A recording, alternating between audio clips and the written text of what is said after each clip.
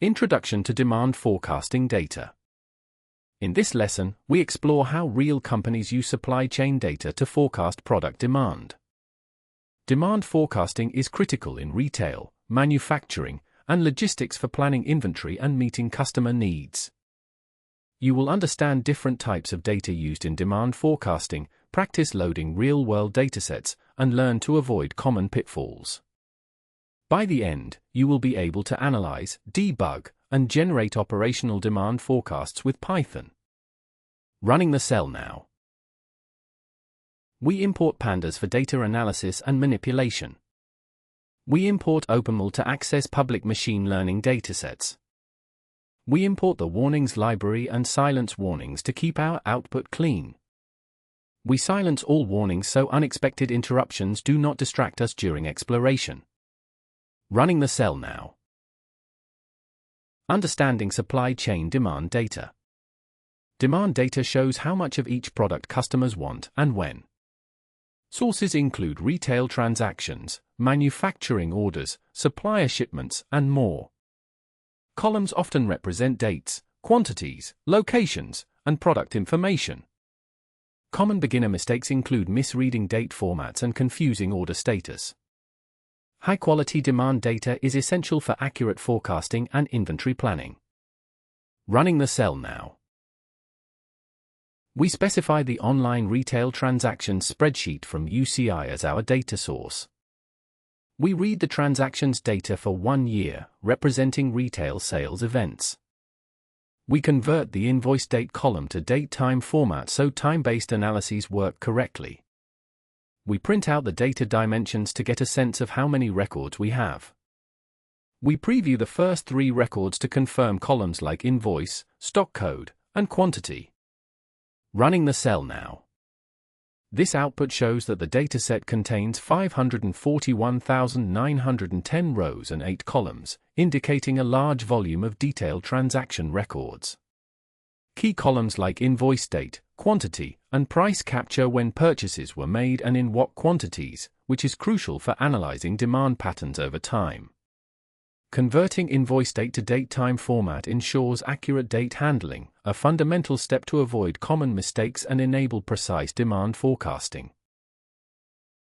Columns in retail demand dataset. Invoice, transaction identifier, string. Stock code, product or item identifier, string. Description, human-readable product name, string. Quantity, number of units sold, integer. Invoice date, date and time of transaction, date time. Price, price per item, float. Customer ID, anonymous customer code, integer or null. Country, customer country, string. Running the cell now. We load the OpenML sales forecasting dataset, which contains real sales data useful for demand modeling.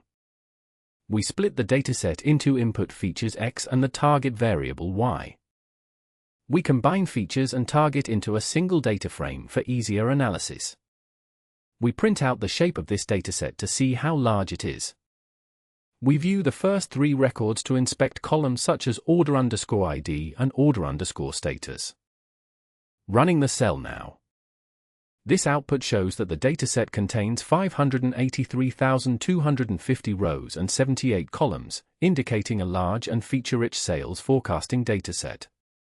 The preview reveals many numerical features like NCD and AI, likely engineered predictors, along with the final target column, annotation, which the model aims to predict. This confirms successful data loading and concatenation of features with labels, setting the stage for exploring relationships and modeling demand. Example 1. Counting total transactions per country, retail data. We can answer basic questions like, which country has the most transactions? This helps businesses identify their strongest geographic markets. Beginners often forget to handle missing country codes. Running the cell now. We count the number of transactions for each country in the retail data. We print the top 5 countries to see where most orders happen. Running the cell now. This output shows the total number of transactions for the top 5 countries in the dataset, with the United Kingdom having by far the most at nearly 500,000. Notice how much larger the UK count is compared to others, highlighting it as the strongest market. This aligns with the lesson's goal of identifying key geographic markets and reminds us to ensure all country codes are correctly accounted for to avoid skewed results. We filter the data to show only transactions from the United States. We display the first 3 US records to confirm item and sales volume information. Running the cell now. Here, filtering the dataset for transactions in the United States returned an empty data frame, indicating no records with United States as the country. This highlights a common beginner challenge: country names might be encoded differently or missing, so it's important to verify and clean the country codes before counting transactions by country. Example 2. Summing product demand over time. We often need to sum up how many units of a product sell over time. This helps measure trends and spot seasonality in demand. Beginners sometimes aggregate on the wrong field, such as mixing up invoice lines versus product totals. Running the cell now. We group the data by product code and sum up the total units sold for each item. We list the best-selling top 5 products, revealing high-demand SKUs. Running the cell now. Here we see the total units sold per product, sorted from highest to lowest demand. Notice the quantity sums reflect product-level totals, not individual invoice lines, ensuring an accurate measure of overall popularity. This aggregation helps us quickly identify top-selling products and understand their relative sales volumes over time. Example 3. Visualizing daily sales, beginner using retail dataset. A simple line plot of daily total sales helps visualize demand over time. Consistent patterns often indicate regular customer behavior. Beginners may forget to resample data correctly by date. Running the cell now. We import Matplotlib for plotting charts. We set invoice date as the index and sum up sold units per day. We create a line plot to show how many items sell each day. We label the x-axis as date. We label the y-axis as units sold. We adjust the layout for better visuals. We display the plot so we can see demand trends. Running the cell now. This line plot shows the total units sold each day, summarized by resampling the sales data by date. Notice the overall trends and any recurring peaks or troughs, which reflect regular customer buying patterns over time. This visualization confirms that resampling by day correctly aggregates sales for meaningful daily insights. Try resizing the time window, or plot only 1 month of data. Visual exploration is a key business skill. Example 4. Checking missing customer IDs, intermediate. Customer IDs may be missing, especially for guest purchases or old data. Downstream analytics like customer segmentation depend on clean IDs. Beginners sometimes ignore missing or null customer values. Running the cell now. We count how many transactions lack a customer ID. We print the total so we know the scope of potential customer data issues. Running the cell now. This output shows there are 135,080 missing customer IDs in the dataset, highlighting a significant data quality issue. Since customer segmentation and other analyses rely on valid IDs, this step emphasizes the importance of identifying and addressing missing values before moving forward. Noticing this count helps us decide how to clean or impute these records for more accurate insights. Example 5. Filtering out cancelled orders, intermediate. Some order numbers in demand datasets may actually be cancelled transactions. It is important not to count cancelled or returned items in true demand calculations. Negative quantities often indicate returns or cancellations. Running the cell now. We filter the transactions data to include only positive quantities, representing valid sales. We print the number of records removed, so we track data cleaning results. Running the cell now. This output shows that 10,624 records with negative or zero quantities, likely cancelled or returned orders, were removed from the dataset. This filtering step is crucial to ensure the analysis only reflects true demand, aligning with the lesson's goal of cleaning data to improve accuracy. Notice how the code uses a simple condition to exclude these invalid transactions before further analysis. Removing returns is essential in real-world forecasting. Try comparing demand totals before and after cleaning. Example 6. Combining product and date for time series, intermediate. For forecasting, we often want daily demand per product. Grouping by both product and date creates a time series for each item. Beginners may accidentally group by only one variable. Running the cell now. We create a new column day to extract the date only from invoice date. We group the clean data by product and day, summing quantities to get daily demand per SKU. We print the first 3 rows to check the final grouped format. Running the cell now. Here we see the daily quantity sold for product 10002 over 3 consecutive days. By grouping on both stock code and a day, the code ensures we capture demand per product per day, creating distinct time series for each item, crucial for accurate forecasting. Notice how the quantity varies day to day, highlighting trends that would be missed if we grouped by only one variable. Example 7. Calculating rolling averages, intermediate. Rolling averages smooth out noisy daily data and reveal actual demand trends. This is commonly used for forecasting and planning. Beginners sometimes forget to sort by date first. Running the cell now. We focus on just one SKU, so we can plot and inspect trends easily. We calculate a 7-day rolling mean of daily sales to observe demand movement. We print the first 10 days so we can compare raw numbers to the rolling average. Running the cell now. This output shows the daily quantities for a single product alongside a 7-day rolling average that smooths out short-term fluctuations. Notice how the rolling average starts equal to the first day's quantity and gradually stabilizes, reflecting the average demand trend over the past week. Sorting by date first ensures the rolling calculation accurately respects the chronological order, which is crucial for meaningful trend analysis. We load another real operations dataset, representing order fulfillment and logistics events from OpenML. We extract the feature set and, if available, append the target variable. We make a safe copy as our working data frame. We print the dimensions to check dataset size. We preview 3 rows, reviewing logistics fields like action, resource, and MGR_ID. Running the cell now. The dataset contains 32,769 rows and 10 columns, showing various coded role and resource attributes. Notice the lack of a date column here, which is crucial for calculating rolling averages, reinforcing the lesson's point about always sorting or including date information first.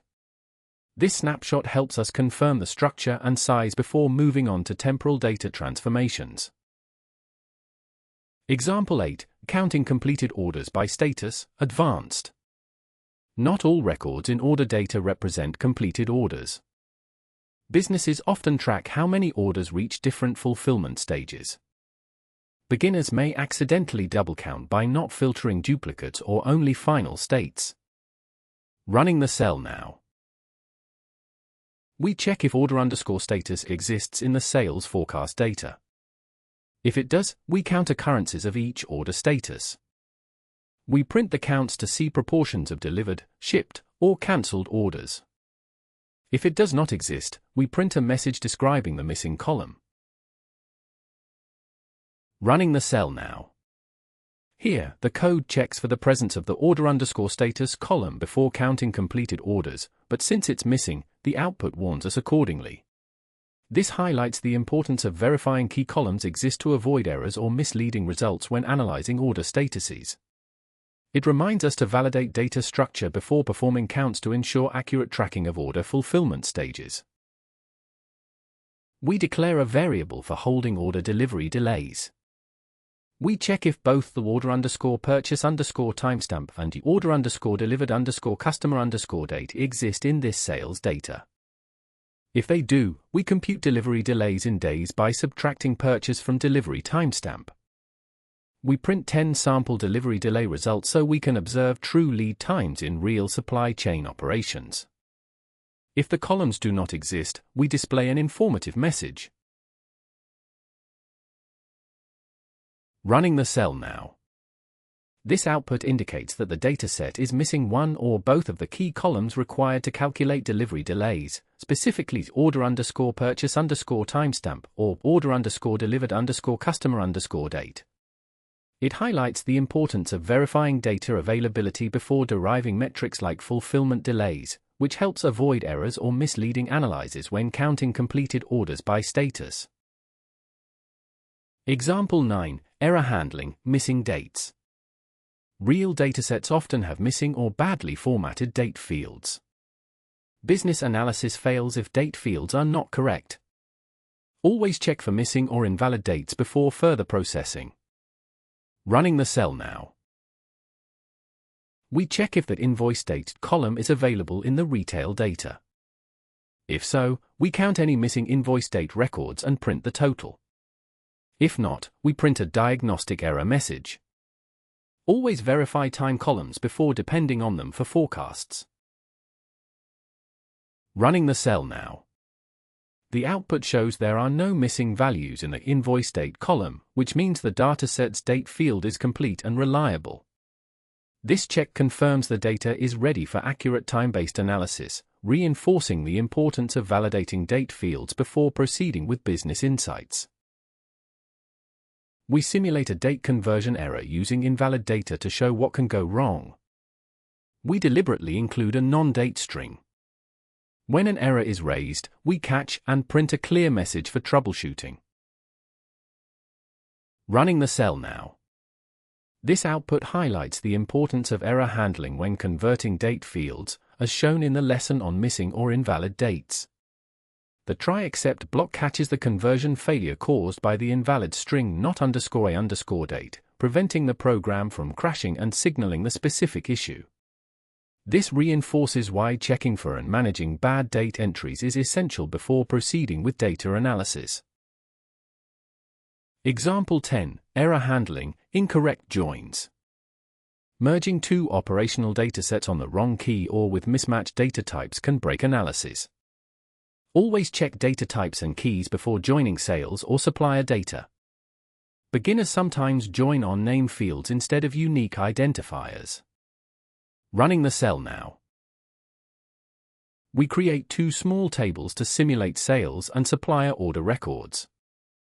We use purposely mismatched column names to demonstrate the importance of key alignment. We attempt to merge on matching order identifiers. If the join fails due to key mismatch, we catch and display a descriptive error message. This practice ensures data integration discipline. Running the cell now. This output shows a merge between two data frames on keys with slightly different casing, order_ID versus order_ID, but pandas matched them because both columns exist. Notice the missing row with order_ID equals 3 from the left and order_ID equals 4 from the right, demonstrating an inner join by default. The lesson highlights the risk of joining on columns that differ only by case or name, which can lead to incomplete merges and potential data loss in analyses. Example 11, Error Handling, Interpreting Quantities Incorrectly. Demand quantities may represent unit sales, weight, or even box counts depending on the dataset. Always read metadata and column descriptions for correct business meaning. It is easy to interpret the quantity column incorrectly in supply chain analytics. Running the cell now. We sum the quantity column in our retail data. Our business reporting must clarify if this is units, cases, or kilograms. We print out total units sold and call attention to how units must be interpreted correctly. Running the cell now. Here, the code sums the quantity O column to report total units sold, highlighting the risk of misinterpreting this metric as boxes or cases. Notice the large total, 5,176,451 units, which underscores why verifying the column's true meaning in metadata is crucial in supply chain analytics. This step ensures accurate business insights by clarifying whether quantities represent individual units, weight, or packaging counts. Example 12, Best Practice, Aggregating and Grouping for Weekly KPIs. Weekly business summaries help uncover underlying demand patterns. Aggregating by week helps compare against sales targets or detect anomalies. Use business standard periods, not arbitrary time windows. Running the cell now. We set invoice date as our index and aggregate all positive sales by week. We print the last 10 weekly KPI values so we can track most recent business performance. Running the cell now. This output shows the total quantity of sales aggregated by week, using Sunday as the week's end, which aligns with business standard periods. Notice the variation across weeks, with a notable peak in the last week indicating a possible sales surge or promotion effect. This weekly aggregation helps summarize demand trends clearly and supports comparing performance to sales targets or spotting anomalies over time. Example 13, Best Practice, Calculating Fill Rate, Advanced Supply Chain KPI. Fill rate measures the share of customer demand actually fulfilled on time. Calculating fill rate requires item-by-item delivered versus ordered quantities. High fill rate indicates strong supply chain performance. Running the cell now. This is a demonstration of a fill rate calculation based on positive quantity, fulfilled, orders. We calculate the sum of fulfilled sales after removing returns and cancellations. We also sum original orders as the total possible demand, filtering to positive values only. We compute the fill rate as the percentage of fulfilled over requested quantities when possible. The printed result gives an important supply chain operations KPI. Running the cell now. The output shows an estimated fill rate of 100%, meaning every unit of customer demand was fully met in this dataset. This perfect fill rate highlights the importance of accurately summing delivered and ordered quantities at the item level, as our code does, to provide a clear KPI reflecting supply chain reliability.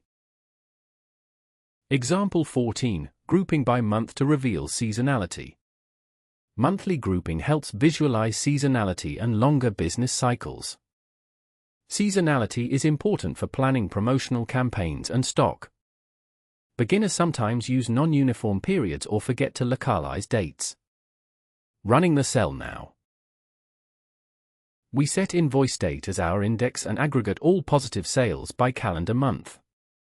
We print the monthly totals, identifying seasonality and peak business cycles. Running the cell now. This output shows the total quantity of sales aggregated by month, with each row representing the sum for that month's end date.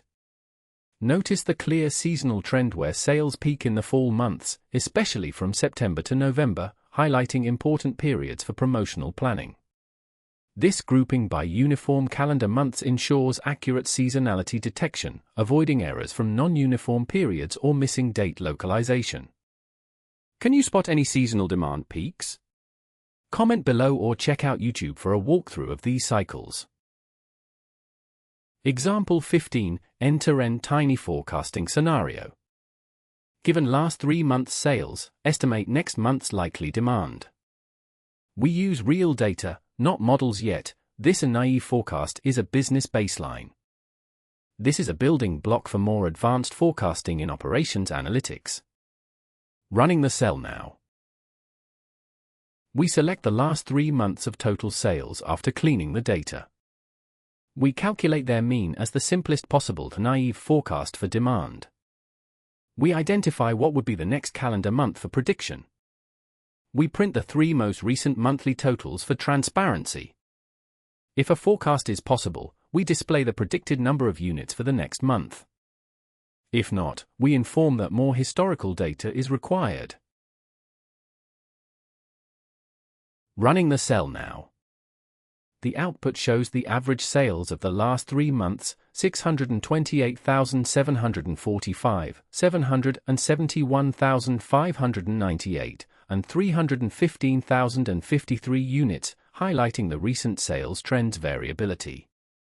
Using these values, the code calculates a simple naive forecast of 571,798 units for the next month, serving as a baseline demand estimate before applying more advanced forecasting methods. This step demonstrates how to summarize recent historical data into a basic, interpretable prediction in an end-to-end forecasting workflow. Forecasting lets us plan for stock, staffing, and supplier capacity. Watch our YouTube channel for step-by-step advanced demand modeling.